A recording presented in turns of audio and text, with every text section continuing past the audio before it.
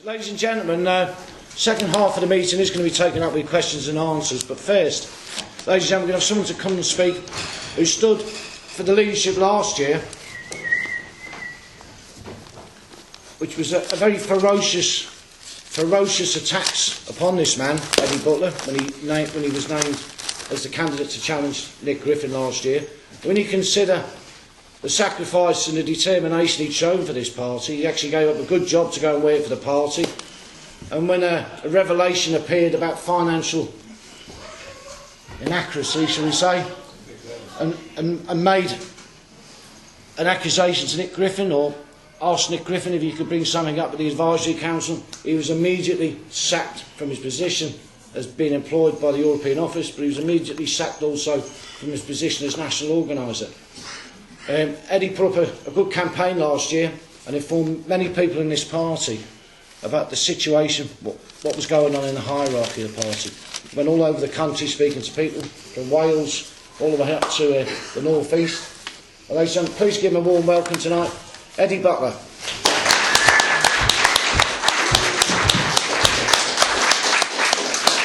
Thank you. I'll go into why, as Richard said, the why of this is exactly the same as last year. And I even spoke at a meeting here last year. And the why of it is exactly the same. It's been a very damaging year for the party, this last year. Inevitably, because there's massive unresolved problems. And when you've got massive unresolved problems lurking away, festering away, it's going to be very damaging. Now, it's my contention, I very, very firmly believe, that this entire cause isn't going anywhere until Nick Griffin is removed as from the leading role he plays in the party. It's inevitable because of the hold which he has over the party. The public identified the party as being him, pretty much, which is one of the reasons why we're locked into a bit of a death spiral with the public at the moment, is because he's immersed himself in it so much. As Richard said, all the pictures in the party publications are of Nick Griffin. That's why it's so difficult to get, if you're thinking who could challenge Nick Griffin for the leadership, there's so few people in the party that anyone knows about much, because he sort of deliberately suppresses other people. And so because he has got such a tight grip on it, getting his tight grip off it is incredibly damaging. But it's damage that you just have to steel yourself to cause, or just to happen, because nothing will happen to save our country or our people or the party, let alone the party, until he is removed. It's just as hard and as simple as that. So you have to sort of steel yourself to it. What he says about me or Richard, as it is no doubt will happen to Richard or anyone else, anyone of the team that will be supporting Richard, is really of no real consequence. But there will be damage, and there'll be a lot more damage, in my opinion, over the next few months, because all the things that were happening last year are sort of coming to a head. On the money issue, I went round last year's campaign saying that I thought the debt was £150,000. I added up what I knew about at the time, and I came to a figure of 150, and I said that's a lot of money. I went round meetings with Richard and Michael there and a few other people, and I was saying it's £150,000. On the day we did the nominations, he went to a meeting immediately afterwards. He gate crashed a branch meeting in Tameside. All the people who run Tameside branch in Manchester support reform, actually, but he gate crashed their meeting immediately after the nominations were closed, and had the balls to tell them that the debt was £600,000. I thought I was being a bit over the top, saying 150. He went to this meeting and said it was £600,000.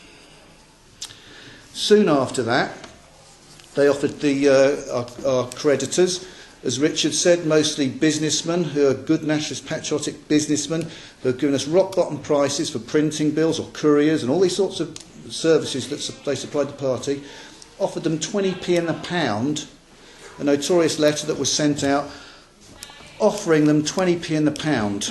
A few took it, quite a few haven't, and there's lots of festering resentment. A lot of these people, you know, inevitably got a grudge against him after that, and a lot of them are taking action still to this day. But it takes a long time for these cases to come to court. He's a very slippery individual. But there's a lot of bankruptcies coming.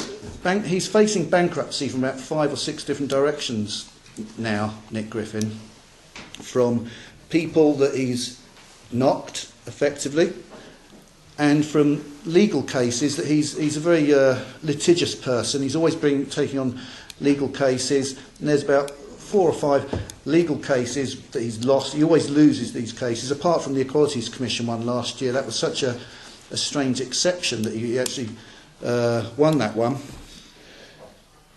But these cases, he always appeals. He puts in a last-minute appeal. He appeals too late, and then the judge has to look at it to see if they'll grant his appeal because he appealed late. He has numerous delaying actions, and the tragedy is, because he delays so much, it's sucking the lifeblood out of the party. Every week, every month that goes past, when he's just fiddling around and delaying these cases, it's actually draining the blood out of the party. But he does it for his own selfish reasons. He's probably hoping some miraculous thing will crop up, or some rich person will drop down dead and leave him a load of money. He literally goes to advisory council meetings telling them, I'm getting a bequest soon, there'll be a bequest soon, there'll be a bequest soon, to keep them happy. That's how he operates. But they are coming on top. We could go through the debts later if you wanted to, but they are coming on top.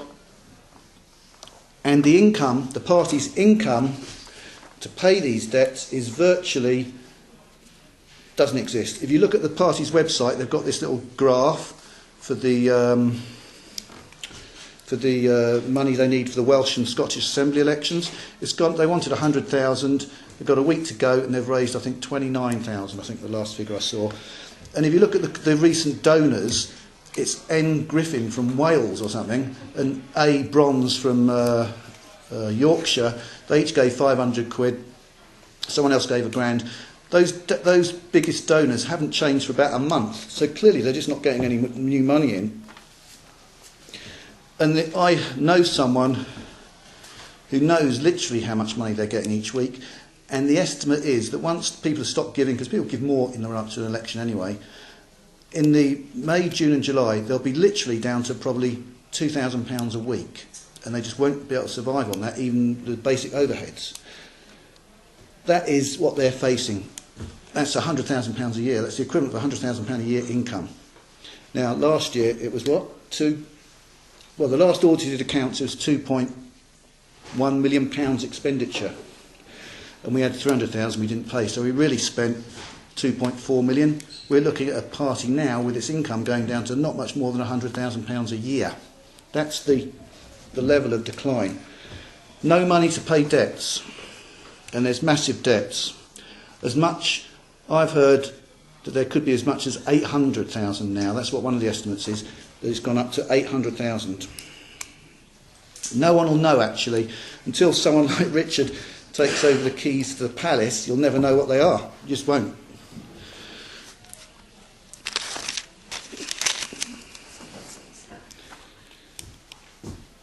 As I say, we won't know the extent of the debts until someone takes over and gets the books. The hope is a lot of these debts will be personal to Griffin and won't transfer. There's some debts are personal to Adam Walker, for example. Some debts are personal to Simon Darby. Some debts are personal to the previous treasurer. We don't know how much will be liable to the party if Griffin goes bankrupt, how much will be associated with his bankruptcy. We don't know what will be left. But the best hope is that the membership will club together with a new regime and be willing to give an extraordinary amount, 50 quid, 100 quid perhaps each, to bail the party out and clear the situation. Theoretically, the debt can be paid. It can only be paid with enormous goodwill, and that enormous goodwill would only ever conceivably come with a complete regime change. Now, Richard also mentioned the very bad blood loss that's been going on in the party. The party's effectively been decapitated. Nick Griffin's inner circle is reduced to a tiny number of people, mostly people who've got no real political skill or ability. Even last year, the team that we faced last year, you may not like them, but he had people like Paul Golding and Jim Dowson on his side. He had people like Arthur Kemp on his side, people like Andy McBride on his side. He had a much bigger team to fight us with. Those people have all gone. It's shrunk to a tiny number of people. The Walker brothers, Clive Jefferson and Pat Tarrington. That's about it. That's his entire leadership cadre now. But because their leadership team has shrunk so much, and his daughter, I forgot his daughter, because his leadership team has shrunk so much, that is one of the reasons why there's been a spate of errors and mistakes and stupidities going on. His national organiser has been arrested twice in the past week for just stupid things, really getting aggressive with the police. I think he's actually, I haven't got much sympathy for him, but I think he's actually sort of cracking under the pressure, and when he gets the police there, I think he's sort of lashing out and being a bit silly, and he's been arrested twice in the last week. Whenever there's an election, you always get someone putting something silly on their Facebook page and you get in trouble for it. But it's his senior people now that are getting in trouble on the Facebook page. Normally it'd be some sort of lowly bloke in a branch that you got up as a paper candidate. That's the sort of person who it used to be. And even then we'd punish them. I know, because I used to be the person who had to go around telling these people off. Now it's the senior people are the ones who are found having silly things on their Facebook page, because the people that used to be sounds a bit condescending, relative nobodies in the party, have now been elevated right up for the one reason that they're ardently pro-Griffin, so they've been completely promoted way beyond their station, really, well beyond their ability, and they're the sort of people who put stupid things on their Facebook pages and embarrass the party. You've got another one of his most senior supporters has been arrested for falsifying his paperwork in the elections this year. Another one of his most senior people he appointed, you must have heard about, as the Yorkshire regional organiser. Turns out his wife was engaged in granny porn. This is the sort of people that he has to rely on now, because he's lobotomised the party by getting rid of everybody. People like Richard, chucked off the advisory council. Ken Booth, who he mentioned, chucked off the advisory council. Chris Beverley, chucked off the advisory council. Everyone who is any good has been chucked off or gone in disgust, and that's why his regime is left with a tiny band of people who are there because they're paid to be there, really. He pays for their support, and that's all he's got left. It is like, I think you said, didn't you? It's a bit like Gaddafi, the last days of Colonel Gaddafi's regime, where half his commanders leg it to the next door country because they can see what's happening. At the same time, because, as I said, his image is so closely associated with the party, and the public do not like his image, the party's votes are in virtual freefall. We saw this in the Barnsley and the Barnsley and the Oldham by-elections. We can expect, there's about 12 councillors up for re-election this May. We can expect most of them to be lost. And probably the worst set of results I would expect, this may not sound good, but I am expecting the worst set of election results probably since about 2002, 2003. He's taking this party back to how it was before he even took it over. In Europe, there's been an opinion poll done across Europe on support for our type of political party, and in Britain, the mood of the public is more in our favour than in any other country in Europe. But we are performing worse as a political party than all those other countries in Europe. There's something drastically wrong in the way he's been managing this party, although there is massive potential for us to do very well. At the same time,